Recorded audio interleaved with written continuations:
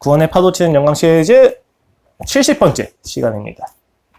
그리고 오늘 마지막이에요. 에필로그로 6번째 시간 하고 다음 기회에 갔다가 그 다음 주부터 사사기 강해 시작하고자 합니다. 참고해 주시면 좋을 것 같고 오늘은 어린 양에게 찬송이라고 하는 제목으로 요한계시록 5장 9절로 13절 말씀 함께 보도록 하겠습니다. 요한계시록 5장 9절로 13절 말씀입니다.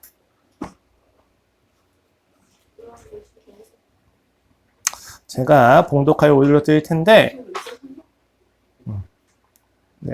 찾으시고 함께 눈으로 읽어주시면 좋을 것 같아요. 제가 읽도록 하겠습니다. 그들이 새 노래를 불러 이르되 두루마리를 가지시고 그 인봉을 떼기 합당하시도다. 일찍이 죽임을 당하사 각 족속과 방언과 백성과 나라 가운데에서 사람들의 피로 사서 하나님께 드리시고 그들로 우리 하나님 앞에서 나라와 제사장들을 삼으셨으니 그들이 땅에서 왕노릇 하리로다 하더라. 내가 또 보고 들음에 보좌와 생물들과 장로들을 둘러 선 많은 천사의 음성이 있으니 그 수가 만만이요 천천이라. 큰 음성을 이르되 죽임을 당하신 어린 양은 능력과 부와 지혜와 힘과 존귀와 영광과 찬송을 받으시기에 합당하도다 하더라. 내가 또 들으니 하늘 위에와 땅 위에와 땅 아래와 바다 위에와 또 그 가운데 모든 피조물이 이르되 보좌에 앉으신 이와 어린 양에게 찬송과 존귀와 영광과 권능을 세세토록 들릴지어다 하니. 아멘. 두려움과 혐오 그리고 저주의 상징이던 십자가가 어떻게 그리고 왜 교회의 상징이 되었는가 라는 질문에 대해서 우리가 에필로그라고 하는 분야를 통해서 6번째로 대답을 하고 있습니다. 먼저 십자가는 죽음이었습니다. 그런데 그리스도에게 십자가는 생명이 되었습니다. 또 십자가는 두려움과 혐오의 상징으로 피해야 할 대상이었습니다. 그런데 베드로에겐 그것이 따라가야 될 본보기가 되었습니다. 또 십자가는 수치였습니다. 그러나 바울에게 십자가는 자랑이 되었고 십자가는 무자비했으나 요한에게 십자가는 사랑이 되었습니다. 십자가는 억압과 강압이었으나 야고보에게 십자가는 자유를 주는 힘이 되었습니다. 도대체 십자가가 무엇이길래 이와 같이 변할 수 있었느냐? 또 어떻게 십자가가 교회의 상징이 될 수 있었느냐? 답은 간단합니다. 이 십자가는 이 땅에 있는 모든 것을 역전시키는 질서의 시작이기 때문입니다. 십자가가 교회의 상징인 이유, 그 본질이 무엇이냐? 역전의 질서입니다. 성경의 마지막 책인 계시록을 통해서 우리가 함께 이것을 살펴보고자 합니다.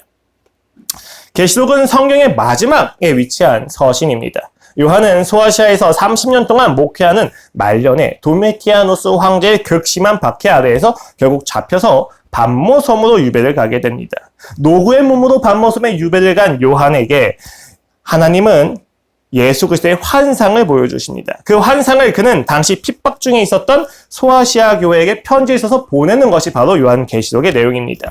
그 내용은 간단합니다. 결국 예수 그리스도께서 이 땅에 오셔서 세상을 심판하시고 우리를 구원하시겠다라는 것을 확인시켜 주신다는 것입니다. 오늘 본문은 그가 보기 시작하신 환상, 그러니까 심판과 구원의 내용이죠. 그것에 대한 본격적인 내용의 시작이에요. 오늘 본문을 보시면 되게 독특하죠. 한 어린 양이 등장합니다. 그리고 그 어린 양은 찬양받기에 합당하다고 여겨지고 있습니다. 더군다나 그 어린 양은 보좌 위에 계신 하나님과 동등하게 여김받고 있습니다. 여기 합당하다는 말은 본래 로마 황제가 개선 행진을 할 때 칭송받을 때 하는 단어예요. 로마 황제가 오면은 야 찬양받기에 합당하다라고 외치던 것이 지금 이 단어를 그대로 쓰고 있는 것이죠. 왜냐하면 지금 황제 숙매로 핍박을 받고 있는 자들에게 황제가 아니라 하나님만이 찬양받기에 합당하시다라고 목숨을 걸고 사실 이 편지를 쓰고 있는 거예요. 그런데 그 자리에 지금 어떤 대상이 들어옵니다? 찬양받기에 합당하신 예수 그리스도, 찬양받기에 합당하신 메시아, 찬양받기에 합당하신 우리의 왕, 이런 표현들로도 부족한데 지금 오늘 본문을 보면 찬양받기에 합당한 어린 양이라고 이야기되어지고 있습니다. 갑자기 왜 어린 양이 하나님과 동등하게 찬양받기에 합당하다고 여겨지는가? 아무 힘도 없고 지킬 능력도 없으며 지성도 없는 양이 어떻게 찬양받기에 합당하다고 고백을 받고 있느냐라는 것입니다. 그 비밀을 알기 위해서 우리가 보다 세밀하게 오늘 본문을 볼 필요가 있습니다. 오늘 본문인 12절을 보시면요. 찬송을 받으시기 합당하다라고 이야기하는데 앞서서 보면 그 합당하다고 이야기되어진 내용이 또 있어요. 9절 말씀입니다. 그 9절에서 뭐라고 이야기하냐면 그 인봉을 떼기에 합당하시도다라고 이야기합니다. 인봉을 떼는 권세와 찬양받기에 합당하다라고 하는 그 찬양받기에 합당하다고 하는 내용이 관계가 있다는 것이죠. 그 관계성을 인과로 본다면 어린 양이 인봉을 떼는 것으로 인해서 그의 탁월함을 보게 되고 그를 찬양하기에 합당하다라고 해석이 되는 것이 자연스럽습니다. 실제 논지나 문맥 자체도 그런 해석보다 자연스럽게 보여져요. 그러니까 지금 어린 양이 그냥 합당한 게 아니라 찬양받기 합당한 게 아니라 인봉을 떼기 때문에 어린 양이 합당하다라고 이야기되어지고 있는 것입니다. 그렇다면 여기 인봉이 무엇입니까? 여러분 인봉이 오늘날은 잘 쓰여지지 않는데 인봉이라는 건 편지 다 쓰고 당사자 외에는 아무도 볼 수 없도록 편지를 봉하는 거예요. 수단이죠. 그래서 우리가 어떤 중세시대 영화 같은 거 보면 각 귀족 가문에 이제 문양이 있잖아요. 상징 마스코트가. 마스코트라기보다 이제 그 문양이 있는데 그 문양을 그대로 나올 수 있게 이렇게 편지에다가 촌농을 붓고 촌농의 위에다 이렇게 문양에 도장을 찍죠. 이걸 인봉이라고 이야기해요. 그래서 이걸 띄게 되면은 귀족 가문, 그러니까 당사자들 외에 누군가가 확인했다는 것을 알 수가 있기 때문에 아무도 뗄 수가 없는 거예요. 자, 즉 편지가 잠겨 있는 수단, 잠그는 수단을 우리가 인봉이라고 이야기합니다. 그리고 1절부터 좀 보시면 상황이 보다 잘 이해가 되기 시작해요. 요한이 각 지상의 교회들에게 서신을 보낸 것이 3장까지예요. 그리고 요한 앞에 환상이 시작되는데 그 환상의 시작에서 봉인된 두루마리가 먼저 떠오릅니다. 이 두루마리를 누가 뗄 수 있는가? 라고 천사가 물어봐요. 요한이 거기서 그 자리에서 울어버립니다. 왜냐하면 어느 누구도 두루마리를 열 수 있는 힘이 없기 때문이에요. 아, 두루마리를 열어야 내용을 보는구나. 두루마리를 열어서 그 내용을 보고 싶어서 지금 보고 싶은데 그 내용을 볼 수가 없어서 요한이 우는구나 라고 생각하면 좀 곤란해요. 왜냐하면 성경을 보면 그 두루마리 내용이 이미 다 알려져 있어요. 내용이 안에 써있는 게 아니고 밖에도 다 쓰여서 다 알고 있는 정보예요. 그 정보가 뭐냐면 예수님이 다시 오셔서 세상을 심판하시고 우리를 구원하신다. 이 내용이거든요. 그러니까 이 두루마리 열지 않아도 그 내용과 그 정보는 우리가 다 알 수가 있는 거예요. 그렇다면 요한은 왜 울고 있느냐? 이 내용이 실현되려면 두루마리가 열려야만 해요. 그런데 열 수 있는 사람이 없어요. 그래서 요한이 울어버리는 것입니다. 당시 요한과 그 교회는 모두 예수님이 다시 오신다는 사실 이미 알고 있었어요. 귀에 못이 박히도록 듣던 내용들이죠. 그러나 오시지 않는 예수님. 거세지는 핍박 가운데에서 그 지식만을 가지고는 안심할 수 없고 평안할 수 없었던 당시의 현실이 보여지는 것입니다. 정말로 예수님이 다시 오시는지, 그가 다시 오실 분이 맞으신지, 그가 이 세상을 심판하시고 죄를 이기신 것은 정말로 맞으신지 의심이 시작이 됩니다. 예수님이 다시 오시기 전에 죽은 이들은 어떻게 합니까? 라고 하는 혼란이 시작됩니다. 권세한 것이 바로 그래요, 여러분. 아무리 옳은 이야기를 하더라도 그 옳음을 행할 실력이 없으면 헛되게 느껴지는 것입니다. 권세는 그 말한 바를 이룰 수 있는 실력이고 권위입니다. 그러한 점에서 두루마리의 내용을 알매도 불구하고 그 두루마리의 봉해를 뗄 자가 없어서 우는 요한의 감정은 애절함과 절박함입니다. 무엇이 옳은지는 알아요. 무엇이 선한지는 압니다. 근데 그 선한 것을 행할 수 있는 실력이 없어요. 그 로마 황제, 특히 도미티아누스 황제를 통해서 이루어진 로마 전역에 가진 그 대박해 가운데에서 노구의 몸은 반모서에 유배간 상태에서 요한은 모든 것을 알고 있었어요. 이 모든 핍박 가운데도 예수님이 다시 오실 거라는 사실, 예수님이 오시기 직전에 죽은 자들은 어떻게 하느냐? 예수님이 오시면 다 부활하게 하셔서 결국 다 예수님을 만나게 할 거다. 죽음도 우울함도 불안도 짜증도 외로움도 고독함도 예수님의 다시 오심을 막을 수 없다는 것을 너무 정확히 알고 있습니다. 그런데 이것을 누가 과연 실현시킬 수 있겠는가? 라고 하는 것에 대한 애절함과 절박함이 그로 하여금 그 노구의 몸에도 80이 넘은 그 연세에도 울어버립니다. 애처럼. 누가 이 봉인을 뗄 수 있겠는가? 오늘날 우리도 마찬가지입니다. 복음을 알아요. 그러나 여전히 그 복음이 사실인지, 그 복음의 진정한 능력인지 의심을 합니다. 그래서 그 복음을 살아낼 실력이 없음 앞에서, 믿음 없음 앞에서 우리는 울어버리며 통곡하게 되는 것입니다. 주여 내가 차라리 옳은 것이 무엇인지 알지 못했다면 괜찮았을 텐데 내가 알아버렸어요. 이게 문제가 되어버리는 것입니다. 그런데 이것을 행할 실력이 없기에 우리의 가슴을 치면서 애통하기 시작합니다. 애통이 너무너무 괴로워서 도리어 체념을 해버리는 것이 우리의 인생의 현실이에요. 그런데 천사가 유대 지파에서 한 사자의 뿌리가 있으니 안심하라 라고 이야기를 합니다. 그리고 나타난 것이 바로 어린 양입니다. 사실 본문에서 어린 양은 예수 그리스도를 의미하는 비유입니다. 술 먹으면 개가 된다고 하죠. 술 먹은 진짜 사람이 개가 되는 게 아니라 개와 같이 변한다고 하는 유사한 성질을 이야기해주고 있습니다. 또 그녀의 눈이 호수와 같다고 해서 그 호수에다가 우리가 배를 띄울 수는 없어요. 그렇죠? 비유한 건 그렇습니다. 똑같다는 이야기가 아니라 유사한 성질을 가지고 있다는 것이죠. 어린 양이 예수님이다라고 이야기했었을 땐 어린 양과 예수님이 동일시되어진 유사성이 있다는 것입니다. 그럼 그 유사성이 무엇이냐? 도대체 무엇 때문에 그 많은 동물들 중에서 어린 양을 사용하고 있느냐? 이유는 간단합니다. 어린 양은 이스라엘 맥락 안에서 희생양입니다. 한 사람이 죄를 지을 때마다 하나님이 요구하신 제물, 자신의 죄를 대신해서 죽이는 제물의 종류가 바로 양입니다. 특별히 유월절 배경을 할 때 어린 양은 흠없는 제물로서 나의 죄를 대신해서 죽임을 당해야만 하는 희생양입니다.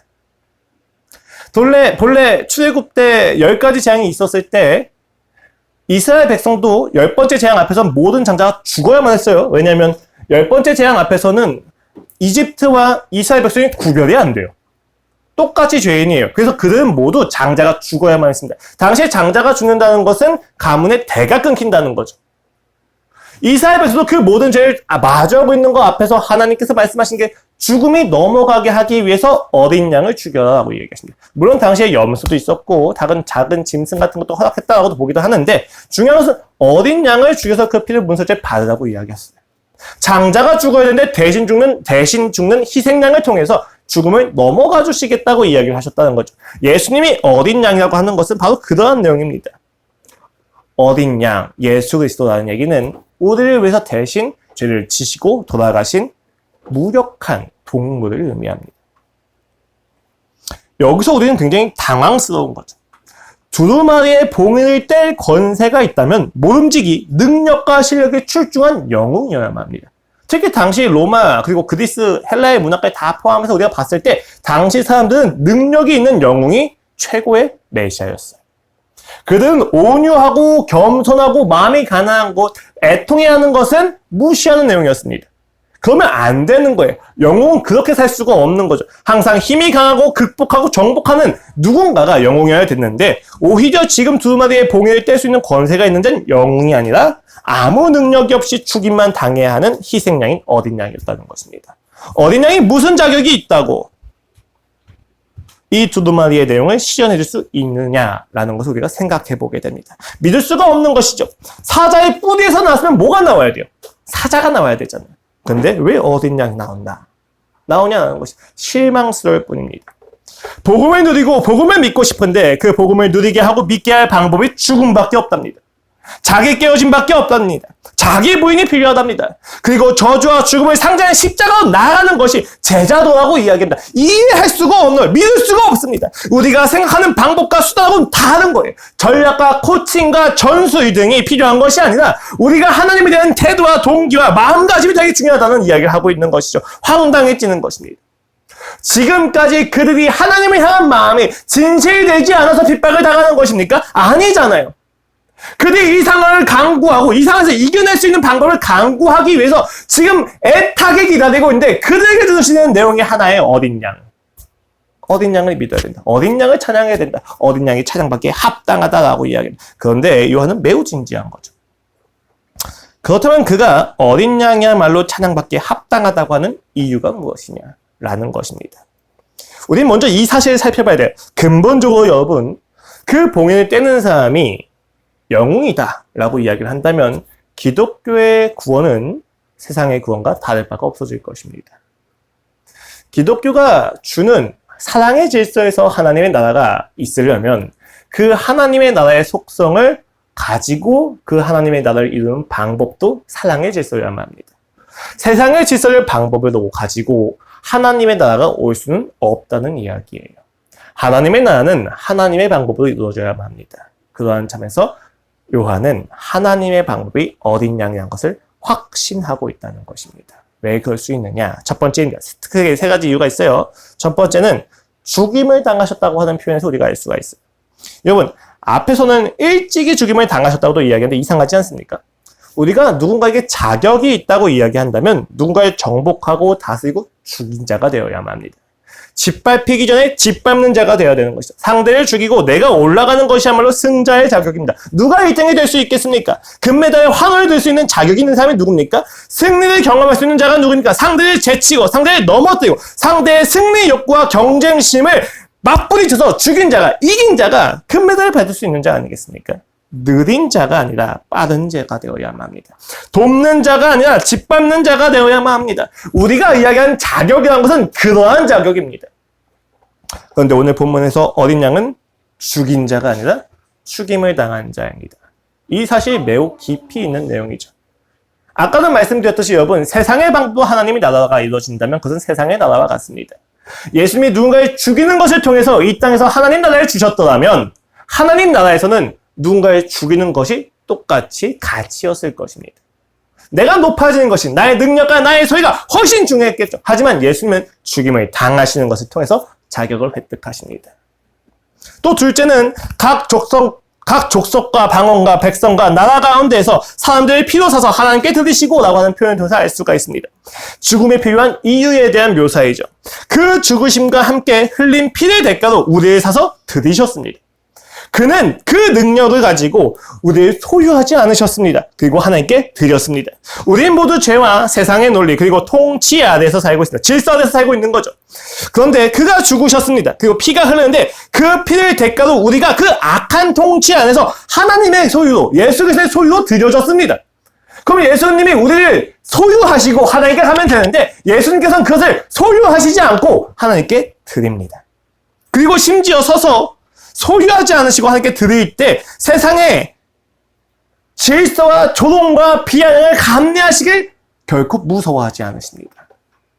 세상은 소유하는 것을 가지고 자신이 얼마나 대단한 사람인지 이야기하고 있는데 세상은 자신의 소유를 팔아서 자신의 소유가 곧 유익이라고 이야기를 하고 있는데 그는 소유가 아니라 드림으로 자기를 비우시는 것을 통하여서 자격을 획득하십니다. 여러분, 세상은요 대부분의 마케팅이 그래요. 이 상품이 얼마나 놀라운지 말해주고 그 놀라운 상품을 네가 가지면 너도 이 상품과 같이 이렇게 놀라운 상품을 가진 능력이 있는 사람이야 라는 것을 입증해준다고 이야기합니다. 예를 들면 여러분, 원빈이 하얀색 티셔츠 입고 나타납니다. 그리고 하얀색 티셔츠가 얼마나 좋은지 막 이야기해요. 그럼 무슨 이야기예요? 내가 이 티셔츠를 사면 원빈처럼 멋있는 사람이 되겠구나, 원빈처럼 능력이 있는 사람이 되겠구나 라고 현혹을 시키는 거죠. 그런데 여러분, 현실은 어떻습니까? 내가 흰색 티셔츠 입으면 원빈이 안 돼요. 오히려 원빈하고 비교가 되는 거지. 세상은 이런 식으로 기만시킵니다. 세상은 네가 이것을 가진다면 네가 이렇게 대단한 사람이 될 거라고 생각을 하지만 이것을 가진다고 해도 나는 달라진 게 하나도 없어요. 내가 능력을 가지면 내가 능력 있는 사람으로서 내 정성이 변할 것 같지만 나와 가는 존재는 변하지는 않습니다. 어떻게 알 수 있습니까, 여러분? 1차 세계대전, 2차 세계대전, 그리고 오늘날에 보십시오. 오늘만큼 인류가 강하고 막대하고 이익이 되는 정보와 능력과 기술이 있는 적이 있습니까? 심지어 여러분, AI 기술은 지금까지 볼 수 없었던 기술이죠. 그 기술을 가지고 이스라엘이 뭘 하고 있어요? 가나지구에, 가자지구에 팔레스타인 사람들을 향해서 AI 드론을 띄워서 죽이고 있습니다. AI가 실제로 전쟁에 도입돼서 상용화되고 있는 것을 우리가 볼 수가 있어요. 근데 그 AI 기술의, 그 AI 무기의 이름이 무엇인지 아십니까? 가스펠이에요. 복음이랍니다. 여러분, 이스라엘 백성이 AI 기술을 가져서 변한 것처럼 보이십니까? 누군가를 죽이고 짓밟기에 더 강한 능력을 지녔을 뿐이죠. 그들은 오히려 도리어 더 많이 가지는 것을 통해서 자신의 정체성이 하나님이 아니라 세상에 있다는 것을 분명하게 보여주고 있습니다. 여러분, 아무리 내가 많이 소유하고 처먹는다 할지라도 달라진 건 없습니다. 도리어 내가 얼마나 악한 사람인지가 다 보여질 뿐이죠. 마지막입니다, 여러분. 그들로 우리 하나님 앞에서 나라와 제사장들을 삼으셨으니 그들의 땅에서 왕노릇 하리로다 하더라 라고 하십니다. 예수님, 그 어린 양은 왕이 될 능력이 있지만 왕을 하지 않으시고 왕을 만들어내십니다. 도리어 우리를 왕으로 삼아주시죠. 그리고 우리를 왕으로 만드신 방법이 바로 그의 죽음이었습니다. 세상은 자신의 소유와 능력을 가지고 자신을 왕으로 만듭니다. 그러나 그 누가 왕이 되지 않고 싶어 하겠습니까? 다 왕이 되고 싶어져. 모든 사람이 왕이 된 결과가 무엇입니까? 경쟁과 다툼과 분열입니다. 제멋대로 살고 싶은데 그럴 수가 없어서 참을 뿐이죠. 우리가 왕이 되었다는 이야기는 사실 그렇습니다. 예수님도 그런 왕이 되시면 되는데 그는 왕이 되지 않으시고 한 걸음 물러서십니다. 그리고 우리 모두를 왕으로 지켜 세워주십니다. 비로소 우리가 왕이 될 수가 있었던 것이죠. 놀라운 이야기입니다, 여러분. 자신의 죽음을 통해서 우리를 왕으로 만들어주십니다. 왕된 자격이 없는 자를 왕처럼 여겨주십니다. 심지어 그렇게 해서 왕답게 사에게 인격적인 감화와 사랑의 감화력을 베푸십니다. 이상한 얘기 아닙니까? 인간이 스스로 왕이 되려고 해서 왕이 돼요. 그럼 인간은 실력이 없어서 왕된 만큼 통치를 못합니다. 인간이 왕이 되면 어떠한 현상이 일어나느냐? 그 왕이 된 무게를 견디지 못해 도망가기 시작합니다. 우리가 생각하는 왕은 독재자, 폭군, 김정은 이런 거예요, 결국엔. 내 마음대로 하고 싶은 거죠. 근데 여러분 실제 왕이 되면 그렇게 살 수가 있습니까? 대부분의 왕은 그렇게 못 삽니다. 대부분의 왕은 의무의 종속이 되어지죠. 그런데 우리는 그냥 막 살 수 있는 왕이 되길 원했다가 왕이 되면 무게를 견딜 수가 없어 도망가는 거예요. 자유를 견딜 수가 없다는 거에 대해서 이미 1차, 2차 세계대전 안에서 독일 국민들이 계속 증명이 됐죠. 1차 세계대전 때 독일 국민들이 패전국가로서 자유를 얼마나 갈망했습니까? 근데 그들이 그 자유를 갈망하는 가운데에서 그 외세와 국제정세안에서 끊임없이 핍박당하고 박탈당하다 보니까 히틀러가 나타났을 때 화를 하게 돼요. 이상하지 않습니까? 히틀러가 독재자인 걸 이미 알고 있었어요. 그런데도 불구하고 2차 세계대전 때 사람들이 기록을 보면 어떤 내용이 있어요? 히틀러를 찬양하는 내용도 있습니다. 히틀러가 싫다는 내용이 있어요. 그런데 그들의 내용은 뭐예요? 다? 표면적으로 보일 때는 다 히틀러에게 복종을 합니다. 왜요? 자신들이 가진 자유가 너무 무거웠어요. 자유를 견디거나 감당할 수 있는 힘이 없는 것입니다. 그런데 예수님이 우리를 왕으로 삼아주시면 달라요. 그 모든 의무를 그가 감당하셨기 때문에 우리는 그 왕된 사람으로서 권리를 누리게 됩니다. 바르게 사용을 하게 된다는 것이죠. 여기서 우리에게 자유가 주어집니다. 여러분, 이러한 내용들은 어린 양이 역전된 논리로 산다는 것을 말해줍니다. 죽임을 당하시고 하나님께 드리시고 그리고 우리를 왕으로 삼아주십니다.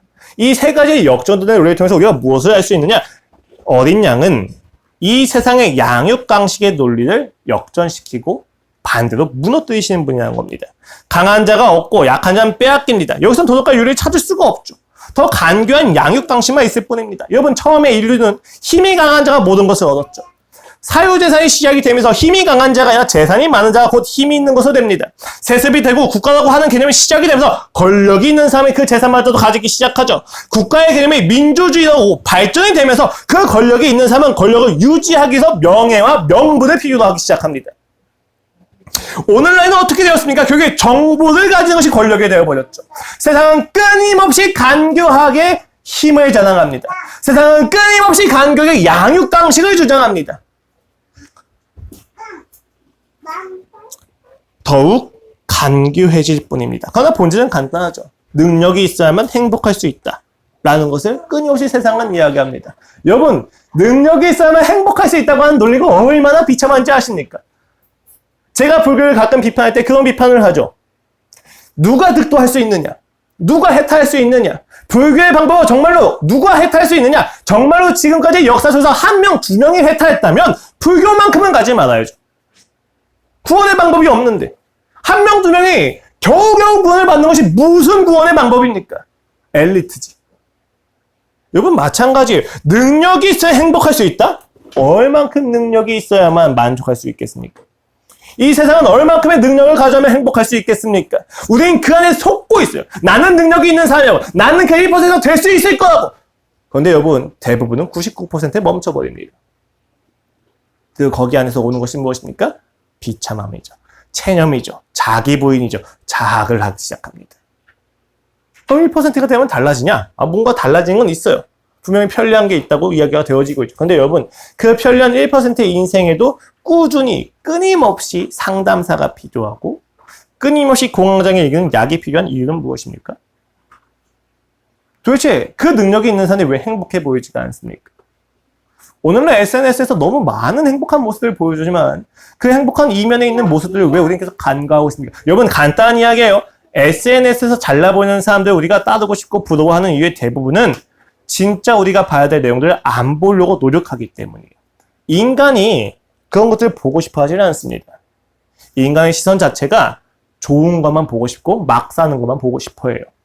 그러니까 그렇게 많은 사람들이 이 SNS의 광고와 그리고 허세 뒤에 이면에 있는 내용들이 있다고 이야기를 해주는데 그것들을 못 봐요. 또 심지어 보면 어떻습니까? 보면 비판할 뿐이죠.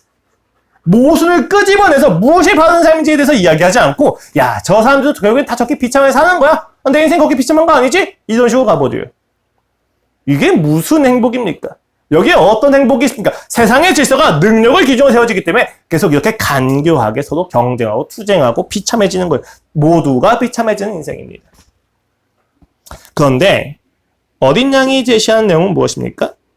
어린 양은 자신이 가진 능력으로 무언가를 하는 것이 아니라 자신의 능력을 포기하는 것을 통해서 능력을 발휘하기 시작합니다. 누군가를 죽이고 뭉개고 짓밟음으로 자신의 능력을 드러내는 것이 아니라 자신의 능력을 무력하게 둠으로써 능력을 발휘하기 시작합니다. 심지어 그 능력으로 자신을 살리는 것에서 그치지 않고 상대를 살리고 상대를 왕으로까지 만듭니다. 전능을 가지고 무능하게 사신 결과가 결국 세상이 변해버리는 걸로 갑니다. 놀라운 이야기죠. 희생양을 찾는 세상 속에서 스스로 희생양이 되신 이가 세상을 바꿔버립니다. 여러분, 우리가 부모님에게 언제 감화되어지고 언제 처리됩니까? 우리가 이런 게 있어요. 우리가 다 어리광을 좀 부립니다. 밥을 먹다가 엄마 아빠랑 싸웠어요. 그럼 뭐라고 이야기해요? 나 밥 안 먹어. 그 들어가죠. 누구 손해예요? 내 손해잖아요. 내 손해고 내가 선택한 결과인데 누가 제일 아파합니까? 부모님 뭐 세상이 거의 끝난 것처럼 밥 먹어야 된다고 얘기를 하시죠. 엄마 아빠가 나 이제 공부 안 해 라고 이야기. 공부 왜 해야 돼요? 내가 행복하게 살려고 하기 필요한 거잖아요. 그렇죠? 근데 공부를 하면 누가 충격을 받아요? 엄마 아빠가 충격을 받아요. 오늘 이번에 또 간 교회 어떤 선생님과 잠깐 이야기를 하는데 그 아들이 굉장히 똑똑한 친구예요. 저번 주에 와서 같이 예배 드렸었는데 그 친구가 고등학교 2학년 때 자퇴했어요. 자퇴한 이유가 뭔지 아십니까? 학교에서 배울 게 없다. 그 검정고시 했는데 검정고시 되게 잘 봐서 지금 됐대요. 근데 지금 이 친구가 하나님도 안 믿고 인생도 지금 망가져서 게임 중독에 빠져 있고 이러니까 어머님도 아버님도 죽으려고 해요. 여러분 근데 이상하지 않아요? 이 아이가 이렇게 비참하게 살고 있을 때 누가 제일 슬퍼해야 돼요? 본인이 제일 슬퍼해야 되잖아요. 그런데 누가 힘들어합니까? 부모가 힘들어합니다. 심지어 아버님께서 약을 드신대요. 이 친구 때문에. 너무 힘들어가지고. 어머님은 매일매일 주일날 교회에 와서 눈물로 기도하는 것밖에 답이 없어요. 사랑해서. 웃기지 않습니까? 근데 이게 되게 중요해요. 이게 쌓였을 때 어느 날 그 친구가 어머니 아버님이 나를 얼마나 사랑하셨고 얼마나 나 때문에 힘들어하셨는지 보았을 때 그때 그 인생이 변하기 시작합니다. 엄마 아빠가 폭력을 가지고 힘을 가지고 압제합니다. 세상의 능력과 세상의 부유함을 줍니다. 그럼 인생이 바뀝니까? 아니요, 더 심화되죠. 더 자기 마음대로 살기 시작합니다. 그런데 엄마 아빠가 자신의 능력을 폭력으로 사용하지 않고 애타하고 애달파하고 슬퍼하고 절박하게 기도하는 것을 볼 때 그 아이가 변하기 시작한다는 거 이상하지 않아요? 인간이 모순적인 존재예요. 그토록 능력을 받았는데 정작 내 능력을 사랑해주는 사람을 만나고 싶어하는 것이 아니라 내 능력이 없을 때도 나를 사랑해주는 누군가를 바라고 있어요. 돈이 있으면 모든 여자를 가지고 있어 라고 하는 사람들 물어보세요. 그럼 돈이 없었을 때도 당신을 사랑해주는 여자가 좋습니까? 돈이 있을 때만 당신을 사랑하는 여자가 좋습니까? 답이 너무 똑같아요. 돈이 없을 때도 자기와 함께 해주는 여자가 좋아요. 너무 모순적인 거죠. 왜 그렇습니까? 인간은 애초에 능력에 변하지 않습니다. 인간은 애초에 능력을 갖추어 여기지 않습니다. 인간은 오직 사랑에만 반응합니다. 인간이 변하지 않는 것은 사랑이 확인되지 않았을 뿐인 거예요. 어린 양이 오셔서 하신 것이 무엇입니까? 세상이 비아냥되고 세상에 조종하는데 사랑이 진정한 능력이었다는 것을 보여준 것이죠. 여러분 사단을 보세요. 하나님이 이 땅에 성육신 하셨다는 소식을 듣게 됩니다. 드디어 하나님의 마지막 전력이 오는구나. 끝판왕이 오는구나. 준비 단단했을 것이다. 혹시 탐탐 기회를 노리기 시작합니다. 그냥 죽이기보단 가장 수치스럽게 죽여서 내가 하나님을 이긴 자라는 것을 자랑하고 싶었을지도 모르겠습니다. 그리고 마침내 사람들을 충동하고 기만하여 예수 그리스도를 십자가에 몸매달아 죽입니다. 성공했죠. 성공의 환희에 취하여 승리의 직분에 취하는 그 순간 사단은 패배하게 됩니다. 예수님을 죽였잖아요. 그럼 승리한 건데 도리어 사단이 패배하게 됩니다. 그의 권세가 깨어집니다. 그가 소유한 세상이 무너집니다. 왜요? 그 순간 지금까지 자신의 세상을 유지하던 질서가 무너져 버리는 거예요. 예수 그리스도가 사람으로 자기를 죽이신 그 순간 다 각자 자기를 위해서 살고 자기가 선하게 기준이 되어 있는 사람들끼리 다툼으로 이루어졌던 그 악의 다툼의 세상이 무너져 버리는 거예요. 이렇게 살지 않아도 되었던 거구나가 사람들 사이에서 하나하나 퍼지기 시작하는 것입니다. 죽이지 않았더라면 부활도 없었을 것입니다. 죽이지 않았더라면 대속도 없었을 것입니다. 그렇게 사단은 완벽하게 패배합니다. 그런데 예수님께서 그때에도 세상을 끝내지 않으시고 올라가셔서 다시 오신다고 약속을 하시죠. 시기도 장소도 방법도 모르는 상태에서 모든 그리스도인들은 주님을 기다리기 시작합니다. 근데 좀 달라진 거예요. 여러분, 시기도 장소도 방법도 몰라요. 언제 어디서 어떻게 올는지 모른다는 거죠. 이 세 가지에 대한 무지는 무엇하고 똑같습니까? 죽음하고 똑같습니다. 인간은 죽음이 어디서 언제 어떻게 올지 모릅니다. 그런데 그리스도인은 예수 그리스도의 재림도 언제 어디서 어떻게 올지 모릅니다. 죽음에 대한 불안이 예수님이 언제 어디서 어떻게 올지 모른다고 하는 것에 대한 기대로 변하기 시작한 거죠. 역전된 것입니다. 우리 인생을 죽음을 이기기 위한 인생을 살았는데 죽음을 이기신 예수 그리스도께서 언제 오실지에 대한 기대로 바뀌기 시작한 거예요. 예수 그리스도의 사랑의 질서 가운데에서 우리는 이제 예수님을 기다리기 시작합니다. 죽음을 두려워하며 벌벌 떠는 인생이 끝나고 예수님이 언제 오실지 설레이면서 기다리는 인생이 시작이 된 것이죠. 여러분, 주님이 다시 오신다는 의미를 잘 생각을 해보세요. 이미 이기셨습니다. 그럼 우리가 해야 될 것은 무엇입니까? 정복하고 극복하는 게 아니에요. 이미 이기셨기 때문에 우리는 견디는 것이 중요합니다. 정복하고 극복하는 것을 통해서 예수 그리스도의 승리에 참여하는 것이 아니라 견디고 버티고 기다리고 인내하는 것을 통해서 사랑하는 것을 통해서 우리가 예수 그리스도의 신앙에 참여하는 것입니다. 그래서 여러분, 사랑을 뭐라고 설명합니까? 고린도전서 13장에서 사랑은 오래 참고, 사랑은 온유하며, 시기하지 아니하며, 사랑은 자랑하지 아니하며, 교만하지 아니하며, 무례히 행하지 아니하며, 자기의 유익을 구하지 아니하며, 성내지 아니하며, 악한 것을 생각하지 아니하며, 불의를 기뻐하지 아니하며, 진리와 함께 기뻐하고, 모든 것을 참으며, 모든 것을 믿으며, 모든 것을 바라며, 모든 것을 견디느니라. 사랑에 대한 설명입니다. 여러분, 이 사랑에 대한 설명이 얼마나 열받습니까? 단 하나도 나의 것을 주장하지 못한대요. 이거 그냥 호구가 되라고 이야기하는 거잖아요. 항상 희생양이 되라고 이야기하는 거잖아요. 이 모든 내용이 버티고 견디고 포기하고 내어준다는 거. 아니, 하나님, 내가 언제까지 내어줘야만 합니까? 아니, 언제까지 내가 나를 희생해야만 합니까? 하고 이야기하는 우리의 물음에 바울이 이야기하는 건 너무 간단하죠. 우리가 지금은 거울로 보는 것 같이 힘이 하나 그때는 얼굴과 얼굴을 대하볼 것이요. 지금 내가 부분적으로 하나 그때는 주께서 나를 아신 것 같이 내가 온전히 알리라. 사랑에 대한 이야기를 하는데 예수님에 대한 이야기예요. 왜요?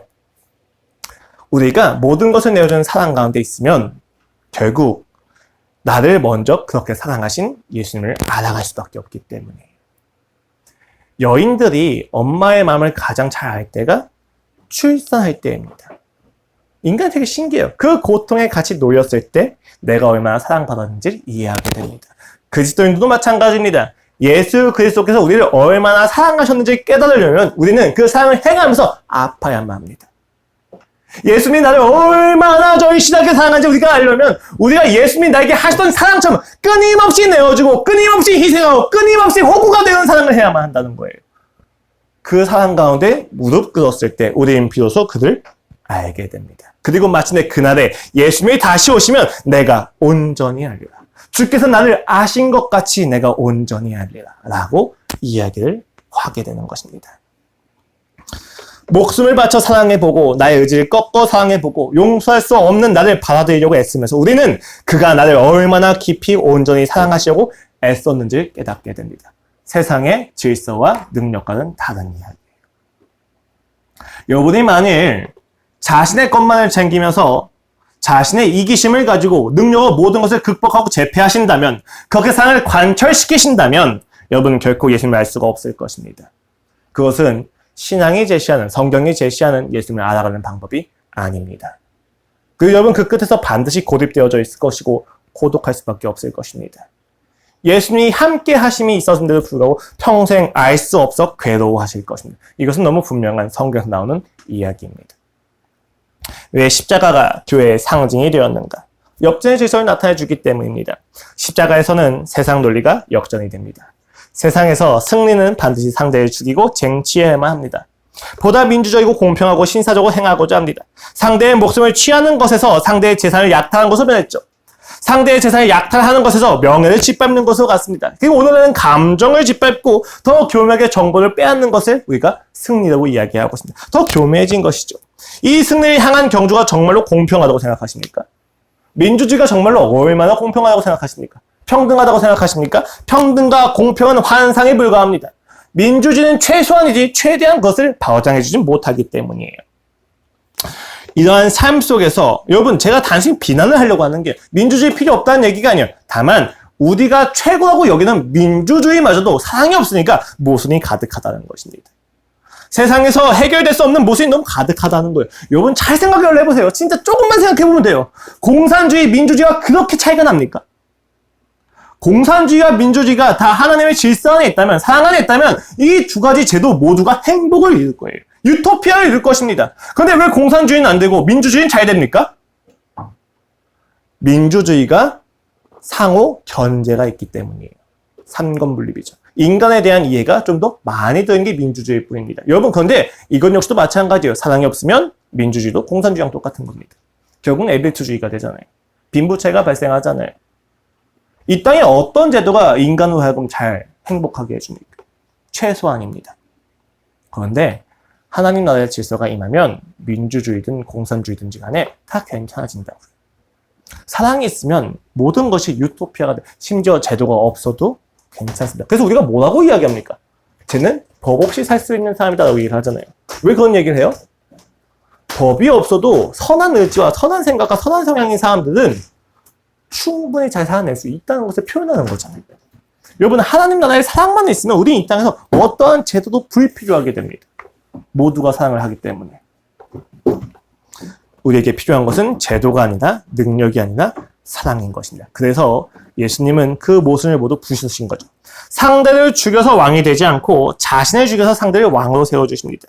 그 사랑이 왕이 된 우리도 무릎을 꿇게 만드는 것이죠. 그 사랑 앞에서 더 이상 나의 노력과 열심을 주장할 수 없게 됩니다. 역전되는 것입니다. 피로 점철된 길을 보이면서 우리가 통곡하게 되는 거죠. 세상이 예수님을 죽일 때 승리로 축하를 열었을지 모르겠지만 그것이야말로 세상이 예수님한테 패배한 방법이었습니다. 숭고한 죽음과 부활 앞에서 우린 진정한 가치를 보게 되는 것입니다. 사랑이 허다한 전에 넘는다는 것을, 그 사랑이 나의 부족함과 죄에 대해서 이길 수 있다는 것을 우린 보게 된 것입니다. 역전 승리입니다. 이 승리의 근거는 착한 삶이 아닙니다. 성실한 삶이 아닙니다. 권선징악의 논리가 아닙니다. 이 승리의 근거는 성실과 책임감과 착한 삶을 넘어서서 사랑으로 이 땅을 살아계시고 죽음으로 그 사랑을 살아내신 예수 그리스도의 사랑이 있습니다. 우리의 선한 행위는 우리의 인생을 역전시키지 못합니다. 우리의 이 의미 없음과 공허함을 역전시키는 것은 오로지 예수 그리스도의 십자가입니다. 그 십자가 앞에서 우리의 다혈질은 추진력이 됩니다. 우리의 시기와 질투는 더 강한 사랑이 되어집니다. 나의 우유부단함은 신중함이 됩니다. 나의 무심함은 침착함이 됩니다. 십자가 앞에서 우리가 증오하던 나의 모든 성향과 기질은 다 예수 그리스도 안에서 유익한 성품이 되어집니다. 여러분, 선행은요, 선한 일을 한 보상이 있기 때문에 하는 것이 아니라 받은 사랑의 결과로 나타난 것이 선행입니다. 역전되는 것이죠. 왜요? 이 땅은 어떻게 이야기해요? 선행도 보상이 있기 때문에 하게 되잖아요. 그런데 하나님 나라는 이미 보상을 받았기 때문에 선행을 하라고 이야기하는 것입니다. 만약에 여러분이 그 보상이 누려지지 않으면 차라리 선행을 안 하시는 게 나아요. 물론 선행을 하는 것을 통해서 예수님이 나를 얼마나 사랑하시는지에 대해서 알아가는 방법으로서는 환영합니다. 그런데 여러분의 선행이나 예배나 율법을 내가 복을 받기 위한, 혹은 내가 이렇게 하면 무조건 하나님을 만날 거라고는 인과응보의 논리로 생각하신다면 그것이 여러분을 오히려 억제게 될 것입니다. 우리는 오로지 사랑을 받은 결과로서 선행을 하게 되고 사랑을 알아가는 방법으로서만 선행을 행하는 것으로 나아가야만 된다는 것입니다. 여러분, 이 역전을 믿으십니까?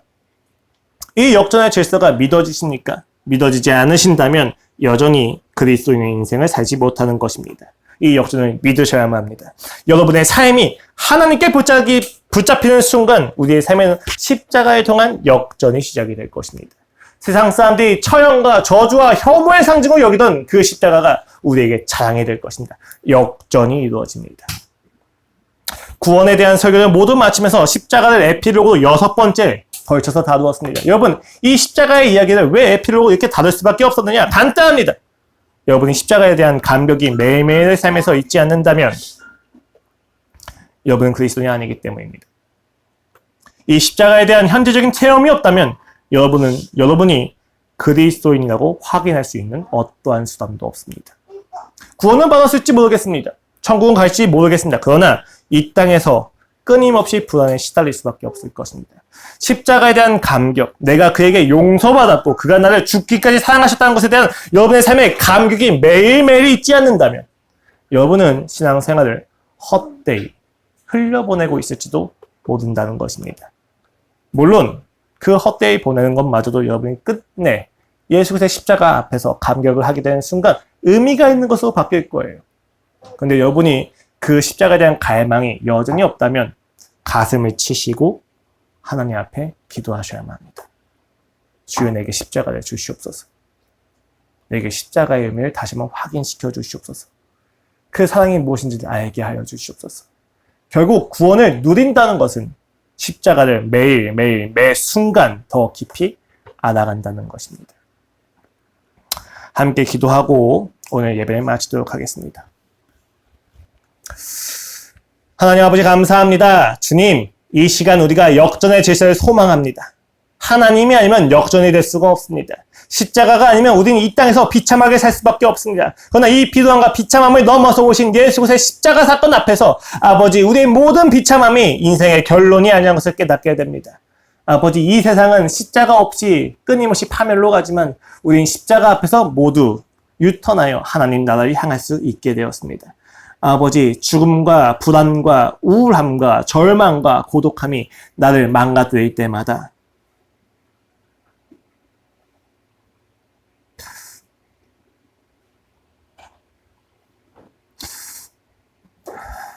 십자가를 기억하게 하여 주시옵소서. 예수 그리스도의 사랑을 기억하게 하여 주시옵소서. 그 자리에서 우리는 일어날 수 있습니다. 감사합니다, 주님. 예수 그리스도의 이름으로 기도드렸습니다. 아멘.